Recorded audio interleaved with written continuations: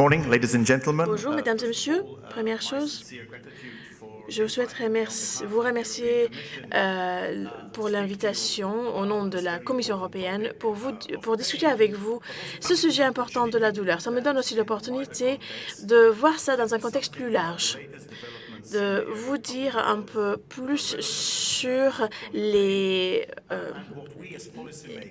changements qu'on a eus et ce que nous pouvons faire comme décideurs de politique pour aider l'Europe à faire face aux défis, des nouveaux défis et aux anciens défis, bien sûr.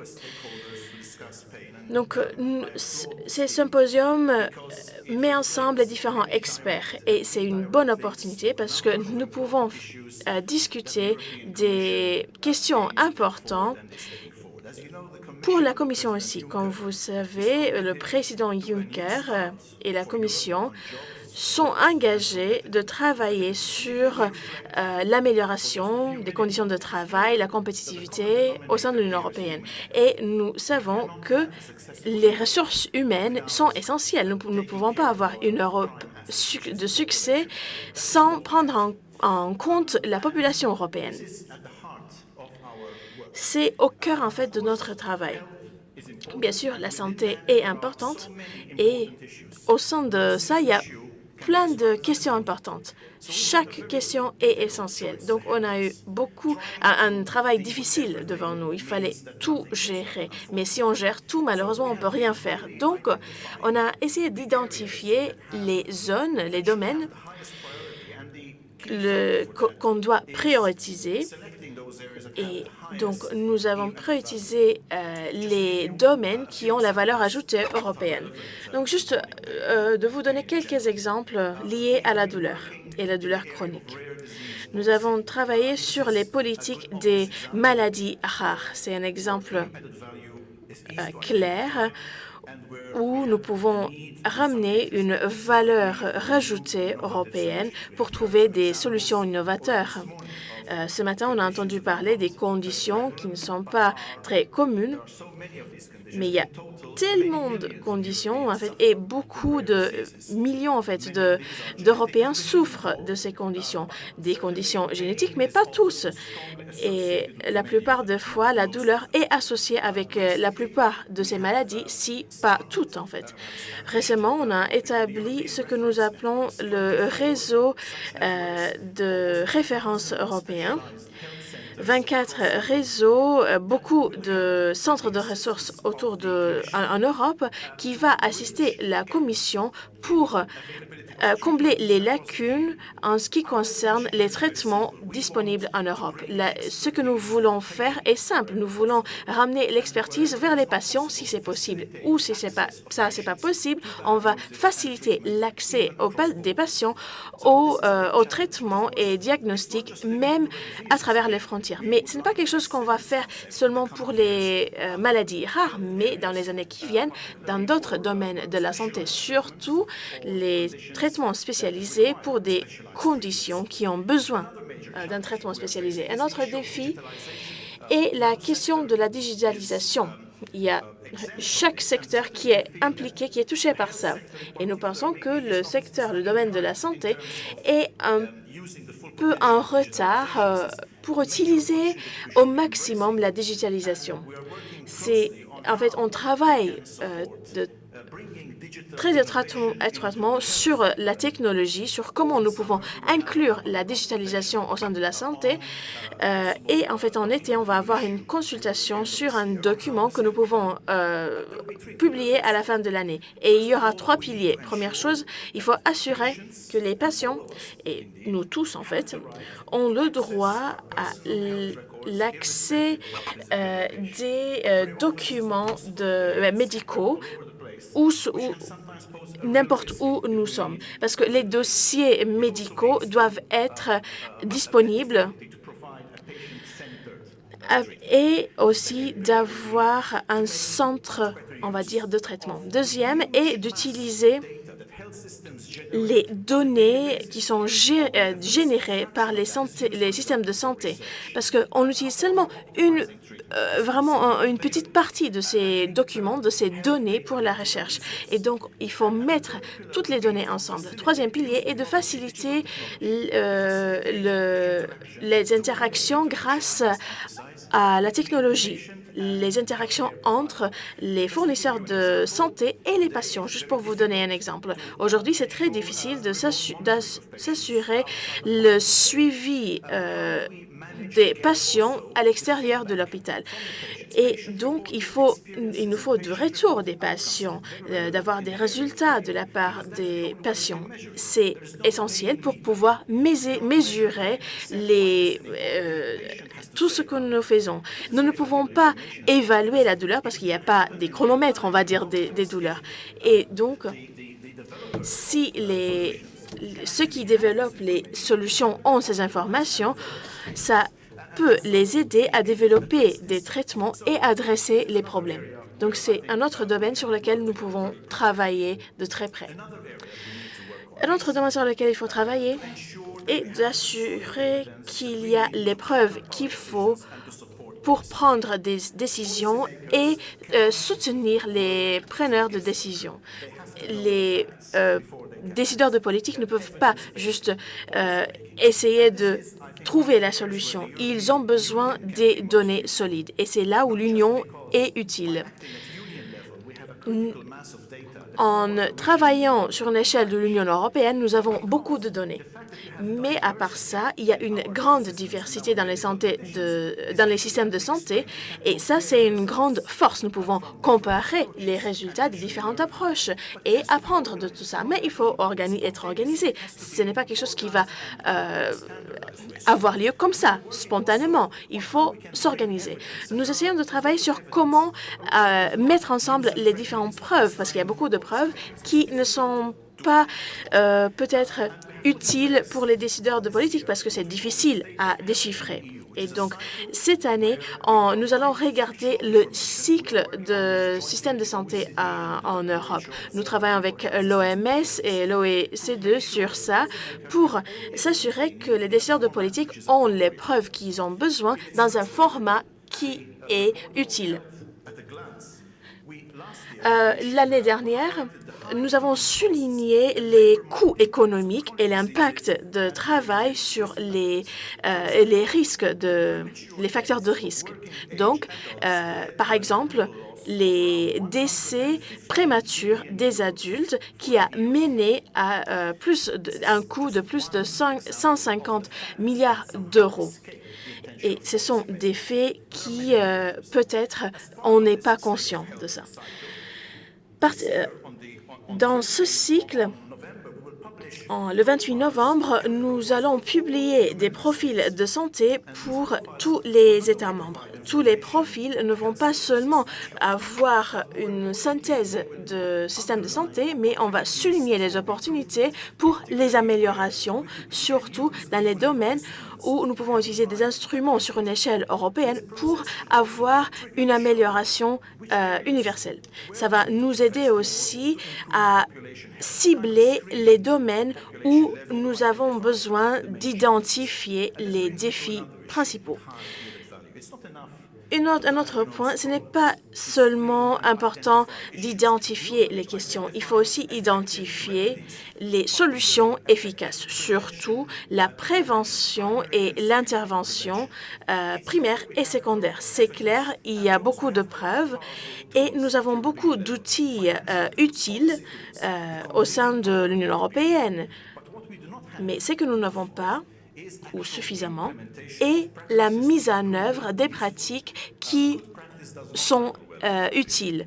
La bonne pratique, malheureusement, dans l'Union européenne n'est pas utilisée, même pas au sein d'un État membre. En fait, on garde les bonnes pratiques sur une échelle locale ou régionale. Il faut changer ça. Pour beaucoup de temps, on a eu beaucoup des actions conjointes et des projets européens où on a développé des bonnes pratiques, des outils, mais l'utilisation de tout ça par les États membres n'est pas optimale. Et c'est pour ça qu'il faut un mécanisme pour décider quels sont les meilleurs outils pour les États membres. Avec une collaboration étroite avec les États membres, nous avons, au sein de DG Santé, mis en place un programme d'intervention en fait, qui fait rencontrer les différents experts des différents États membres pour se concentrer sur différents objectifs. Premier objectif est d'établir des priorités claires pour décider quelles sont les meilleures pratiques qu'il faut mettre en œuvre sur une échelle régionale et sur une échelle européenne. Il faut savoir de quoi il a besoin et nous sommes là pour les soutenir. Nous avons déjà commencé avec un travail sur comment on peut mettre la mise en œuvre sur une échelle locale, régionale et européenne. Il y a des différents mécanismes financiers aussi de l'Union européenne, par exemple l'SRSS, qui est un nouveau système qui a été mis en place par la Commission européenne pour soutenir la réforme au sein des États membres. Et cette année, en fait, on a des projets pilotes pour le programme de santé 2018. La Commission se rend compte que les preneurs de décision ont besoin des faits et des preuves. Et avec ça, nous créons aussi ce que nous appelons un centre de ressources européen. Ce sera un guichet unique, on va dire, où on aura toutes les preuves, toutes les données. À part ça, il y a aussi l'action conjointe à partir de 2017 qui va soutenir les États membres dans la mise en œuvre des plans des maladies rares. Et ce sont en fait des projets essentiels, surtout si on élargit ces projets dans les maladies comme le cancer, etc. Le deuxième objectif est d'avoir un échange efficace des informations avec les différentes parties prenantes du secteur de santé. Au sein de la Commission européenne, nous avons différents groupes d'experts qui viennent des différents États membres. Mais normalement, ces groupes travaillent tout seuls. Nous pensons que maintenant, c'est le temps d'avoir un échange et d'avoir ces groupes qui travaillent ensemble et en fait de travailler sur une échelle horizontale. Il faut être mieux informé, on va dire, sur comment les groupes d'experts sont utilisés par les États membres. Il y a une division, malheureusement, sur ce qui a lieu sur une échelle nationale et une échelle européenne. Ce n'est pas comme ça qu'il faut travailler. L'Europe et les experts nationaux doivent travailler ensemble. Et donc, ce groupe va assurer un échange plus dynamique des ressources et d'avoir de résultats de nos groupes. Et le troisième objectif est de regarder comment nous pouvons avoir une collaboration qui est utile pour la douleur aussi, parce que nous ne pouvons pas seulement regarder le côté médical, il faut regarder le côté social, par exemple, aussi. Et pour ça, il faut des preuves aussi. Comment est-ce que nous pouvons assurer et améliorer une coopération à travers les secteurs? Comment est-ce que nous pouvons aller vers des soins intégrés? Nous sommes tous d'accord en principe que les soins intégrés est le pas en avant. C'est plus facile de le dire à le faire parce qu'il faut avoir une harmonisation des modèles. Mais il y a des exemples sur une échelle régionale où on a eu des succès avec des bons résultats dans plusieurs aspects. Donc, il faut apprendre de tout ça et de voir comment on peut élargir ces pratiques. Et c'est quelque chose qu'il faut faire d'une façon urgente. Si on regarde les processus de santé, si nous regardons un autre facteur, le lien entre les maladies différentes et le secteur de santé, c'est l'avenir de l'Europe. Si je vous donne un chiffre, si vous regardez aux Européens en bonne santé entre 50 et 59 ans, 50% d'entre eux travaillent. Mais malheureusement, on a une baisse très grande si on regarde les personnes qui souffrent des maladies chroniques. Et donc, ça va mener à une exclusion qui va mener, bien sûr, à d'autres problèmes. Je souligne les maladies chroniques parce que les maladies chroniques impliquent aussi la douleur. C'est une partie des maladies, en fait. Et il faut être clair, il nous faut la perspective des patients parce que, comme j'ai déjà dit, nous ne pouvons pas mesurer la douleur. Nous pouvons seulement parler avec le patient. Donc, nous pouvons identifier les douleurs et nous pouvons identifier si les résultats sont les bons seulement en demandant aux patients. Et les patients ont des idées différentes des résultats, en fait. Donc, ils regardent les solutions comme fonctionnalité. Est-ce que ces problèmes de la maladie m'empêchent de faire quelque chose d'important? Et ce n'est pas quelque chose que les médecins comprennent bien, en fait, parce qu'eux, ils ont besoin des paramètres cliniques. Oui, les paramètres cliniques sont importants aussi, mais l'essentiel de la perspective du patient est de savoir s'ils peuvent continuer à faire les choses de tous les jours, de jouer avec leurs enfants ou d'autres choses. C'est quelque chose que nous pouvons seulement mesurer si on discute avec les patients. Donc, je suis très content d'annoncer, comme on a déjà entendu, que CIP aujourd'hui a lancé un groupe de parties prenantes d'experts sous la plateforme de santé de l'Union européenne. Cette plateforme a été née suite à la réalisation de la Commission qu'il faut aller au-delà de l'interaction des différentes parties prenantes et nous-mêmes. Les différentes parties prenantes, typiquement, et bien sûr, ils ont la bienvenue de faire ça. Ils nous donnent leur point de vue, ils font de la pression pour livrer et ils actent en fait suite à ce que nous faisons. Mais il faut aller au-delà. Il faut avoir un dialogue efficace, pas seulement entre les différentes parties prenantes, mais entre les différentes parties prenantes aussi. C'est quelque chose qu'il faut faciliter et la Commission a mis en place cette plateforme qui va être un mélange de discussions virtuelles et formelles. Et ce n'est pas quelque chose qui va être géré par la Commission, mais les parties prenantes vont discuter sur quoi il faut discuter, ce qu'ils souhaitent présenter à la Commission, identifier des questions importantes pour eux et peut-être arriver à la soumission des positions différentes, des positions communes. Ce sera un espace de collaboration, de discussion. Les citoyens aujourd'hui veulent pas seulement d'avoir un impact sur la législation, mais ils veulent faire partie de ça. Et le domaine de la santé, c'est un bon point de départ. Et donc, on va l'encourager. À l'automne, DG Santé va publier un appel pour des propositions, pour des déclarations conjointes pour la 2018 qui vont être prises par la Commission et dans nos discussions avec les États membres. Nous voulons voir quels sont les besoins des États membres, les priorités des parties prenantes et nous allons essayer de voir comment nous pouvons utiliser les outils que nous avons sur une échelle européenne pour les mettre ensemble, en équilibre.